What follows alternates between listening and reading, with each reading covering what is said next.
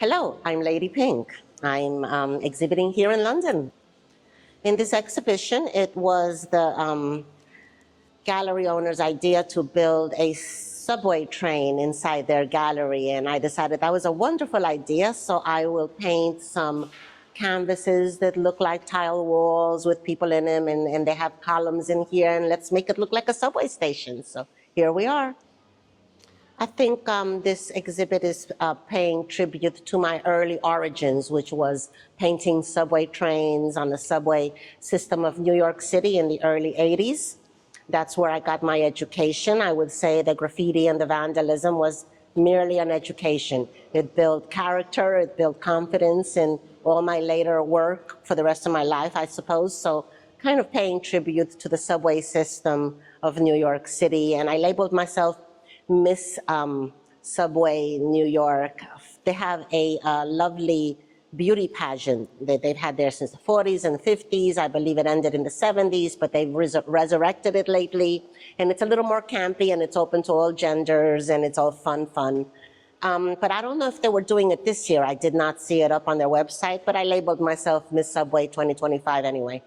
I was reading about that, the subway pageant, and that you said that was going on from the 40s to the 70s and then sort of sporadically through. It's not the first thing you think about when you think of New York subway. No, absolutely not. But, you know, early on in its subway history, they had a variety of gimmicks and different things to try to lure people into the subways. So that was one. So can you tell me about your early years, really? You know, growing up in New York, I think it was at that time, and how you got into the graffiti scene. Well, I migrated to the U.S. when I was about 7 years old, but by the time I was 15 years old, I was starting to write graffiti, and by the time I was 16 years old, I was painting on the New York subways. It did take me a while to convince those sexist boys to let me go into the subway yards because it is hugely dangerous. It's terribly manual labor. It is scary. It is made for, you know, more physically fit kind of young men than it is for a teenage girl climbing walls, carrying heavy bags of paint and such. But I proved myself. I was reckless and brave and all those things, and I could handle a spray can really well. So I am not the first lady in graffiti. There was dozens and dozens of women through the 1970s that tagged up and got up and went out with crews and all of that. You know, from Barbara and Eva 62 to Charming and, you know, Rocky 184. There was just so many women before me. I came around when they had all finished. There were no more left, and the movement was starting to go above ground, but I didn't know that. So I was the only female there. I was attending the High School of Art and Design, where there's lots and lots of artists and such. And for some reason, I guess I found that fun. The adventures, the excitement, the thrills, the kicks and giggles with friends. And then when you start to get up and you get famous, fame is a bit addictive. So you want to keep it going and get more and more fame, doors open, and all kinds of opportunities come your way when you are famous and a celebrity. So, you know, perhaps that was my motivation as a teenager. I don't remember. So in graffiti, we teach master to apprentice, and everyone starts off tagging. Once you learn style, and you've got to study style for a long time to get it right, it isn't just random letters. Every nuance, every little line and angle and shape has meaning from where you come from, when you come from, and such. So you've got to study style and get it right before you can bring it out to the public. And once you've got your tag down, and if you've got any artistic skills, then you would develop a piece, a colorful piece like the one behind me, with designs and many colors, and it takes a couple of hours to stand there and do this piece. You graduate to that. But those people that don't have any talent, don't want to do art, will just do bubble letters, throw-ups. And I have some examples in this exhibit now, and they're just simple, maybe one color, maybe two. And it takes mere seconds to do. But that's fine too. So it isn't just quality, sometimes it's quantity that gets you to the upper echelon of our hierarchy of our subculture. And you mentioned the master and apprentice there. Who were the masters that you looked up to when you were learning your own style? I had a variety of different teachers, from my own school friends who were my own age to, older guys who were exhibiting, like Lee and Dondi and Zephyr, Crash and Days. And I had many different teachers. Somebody taught me how to handle a spray can. Somebody taught me how to stretch a canvas. Somebody taught me how to steal paint properly, and so on. Every little thing is taught by somebody else. So primarily, New York Graffiti is focused on just your name. Everyone only does their names. So there was no other statements or anything involved. It was just my name, like a logo. Sometimes when some of these guys grew up and they were in their 20s, they started to become aware of the world, and a few did like a couple political statements like stop the bomb, fuck the police. These things have to be said, but New Yorkers, primarily focus on only their name. So when I did my first graffiti piece, of course it was only my name. I was just hoping to do straight lines. That was my goal right there. And what was the city like back in those days? How would you describe it? So New York City through the 1970s had lost all money and all funding. And when we asked the federal government for funding, the president literally told the city they can go fuck themselves. So we had to think of alternative ways of saving the city. There was a lot of crime. There was no funding for anything. So out of this ashes was born graffiti, was born just generations of young people creating with no schooling, no teaching, no anything. They were just inventing a whole new movement, and the subway trains were rolling with bursts of color and creativity and life. You cannot stifle art and creativity. It is in all of us, even in the young, self-taught, kids from the hood. 13, 14, 15-year-olds were inventing graffiti in New York City. But it was a dangerous time. I couldn't go out by myself at night being a young teenage girl, but I did. Snuck out of my mother's house and went to the worst neighborhoods in New York City by myself to at least meet up with my friends near the train yard, and then we'd go into a train yard, and then I'd be with a handful of friends, no more than 4 or 5 young boys that were my age, and I was fully aware that if shit went down, I was on my own. That was the reason that they took me, was because they were not there as my protectors because I was a female. I had to hold my own, dress like a little boy, pretend to be a little boy, and hope that I didn't get raped out there. So, it was pretty gnarly. So I would have to travel with a little knife, and I'd be cleaning my fingernails when guys got a little too amorous, a little too friendly, and they'd like to stick around. When they see a tiny little girl with a big old knife in the middle of the night in the subway, they're like, oh yeah, she's crazy. She's crazy. And then they step away from the crazy girl. Thank you. So, I had to play that game in order to survive. New York was pretty gnarly. But with the people that you were going around with, the people that you might have considered friends, was it something about building a bit of a community for you at that point, and for the people you were hanging around with as well? Was there something about community that you stuck together and you did your trains and you did the piece? So the movement in New York City of graffiti is better, I guess, compared to it being a guild.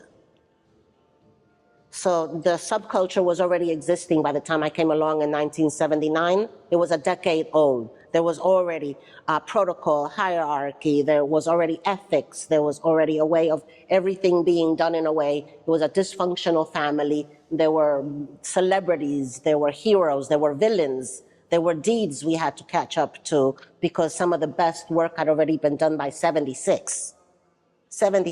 So there was already a functioning culture when I joined this. It wasn't like I was building any kind of culture. It was already there. So I was just part of belonging. So like a series of unwritten rules that you had to assimilate into, really, and agree to, I suppose. Absolutely. It was like a full functioning guild, and you either get your foot in the door or not. The crews that we have, they're called painting crews, they're crews, and it's by invitation only. And when you belong to certain crews, it raises your level of prestige and knows that you are only invited that because you are somebody. You've got talent, you've got heart, you're somebody. You wouldn't have been invited to this crew if you were a nobody. So, that says something for you. So yeah, everything was already established by the time I came along. I think I'm probably 4th generation And how have you feel the world of the graffiti scene has evolved into what we know as, I suppose, street art now? How has it been looking from the outside, inside out, I suppose, on that journey? So the word street art is a new phrase that has been invented perhaps over the last 15 years or so. And it is a blanket term for all the different styles of vandalism. You know, graffiti is one. We work with spray paint, we do names, and we like to hit things on wheels. Trains, buses, trolleys, whatever the hell rolls around with your graffiti. That's one. Then there's stickers and stencils, wood, metal, posters, there's, you know, all kinds of, there's knitting, there's gangs of old ladies knitting and installing wherever they please. And that's vandalism. So these are kindred spirits. We had the original street artist was Keith Haring, Jean-Michel Basquiat, Richard Hamilton, Jenny Holzer, Martin Wong, John Fechner. These guys did posters, stencils, chalk. I have a Keith Haring there on my billboard. And that is what he did. He worked on the billboards inside the stations with chalk. These guys worked with different mediums. Again, they are kindred spirits, but they were the original street artists. They try to call Keith Haring a graffiti artist, and he refused. He's like, I'm not a graffiti artist. I love these guys, the graffiti artists, but I am not that. He doesn't do his name. He doesn't do work with spray paint. He doesn't hit trains. So that is the term, and a nice blanket term, like the way rock and roll is. You know, there's punk, pop, metal, even hip hop is rock and roll. It's in the Rock and Roll Hall of Fame. I don't make this up. So, you know, that is what street art is. Not all of it is illegal. Some of it is permission walls. But what differs from a commission job than just a permission wall for a street artist is that the street artist has full artistic control. No one is telling you, make it this color and paint that image. We have full artistic control. But with that said, some street artists have absolutely no sense, and they will put up something political or something horrendous. You know, people live here. There's neighbors here. You got to be sensitive to the community. Very few communities will tolerate, you know, a naked girl with the legs spread holding a drugs and a gun or something like that. It's like, okay, there's certain neighborhoods in New York where you can do that, but certainly not where I live. So, going on to another point, we often know Lady Pink through the movie Wild Style, which is, you know, really popular for a lot of graffiti writers around these parts, certainly. And it's one of the sort of pop culture pieces that introduced New York graffiti to the rest of the world. So how did you get involved in that? And can you tell me more about the movie and how it was for you? I have no idea how that happened, but Charlie Ahern, the director of the movie Wild Style, was a friend. He's just chilling with the rest of the gang. He said he had a movie, that's great. Everybody had a book or a documentary, or they were working on something, you know, and this was just another rich white guy following us around with the film crew. We didn't take it seriously. It was so low budget. None of us really cared what was going on. He had dialogue written out, but he's a, you know, proper white guy that doesn't know how to write slang or street talk, if you will, you know, ghetto slang. And so we kind of rewrote his dialogue for it, you know, for us the way we wanted it to. We would read what he wrote, have a good laugh, and then, you know, do what we wanted. So no one imagined the film was going to go anywhere or anything like that, that it would still be a cult movie today, over 40 years later. We never imagined that. If we'd have known it was going to be this big, we would have asked for acting coaches, wardrobe, makeup, anything like that, but we had nothing. Nothing. We'd just roll off into the set and start filming right away. It's definitely got a very organic feel. Oh, yeah. And there's because around that time, there's the Wild Style movie, and another major bit of sort of pop culture influence that came around here. In fact, people would, you're going to know what I'm going to say, it's subway art, and people would get a copy of this, they'd photocopy it, they'd pass it around, and they'd be trying to copy the work. That was called the most stolen book in history, subway art, the most stolen book in history. How was, I suppose that's another thing, you didn't realize that was going to be a big deal once you were in it as well. When we were exhibiting in the early 80s and doing the rounds of fine art galleries and museums and all, everyone told us that the fine art is fickle and it might not last. And sure, you're selling loads of paintings now, but this is something that could just be a fad. And then the art market will move on and all of you guys will have to find a real job. So, none of us expected this to go as far as it has, or that we would find careers as fine artists. We were just, going along for the ride as long as it lasted. And there's some quite iconic images of you. You get quite a lot of sort of good portraiture in that book as well. And now when you look at New York subway for that time, you might see a picture of Lady Pink and you think, wow, that's it. That's it. How does it feel to sort of be looked at and sort of remembered in that way? So being depicted in subway art in the early 80s, and it gone worldwide, and this is how street art was influenced worldwide, has put me in the role of being a role model, of being an inspiration to others.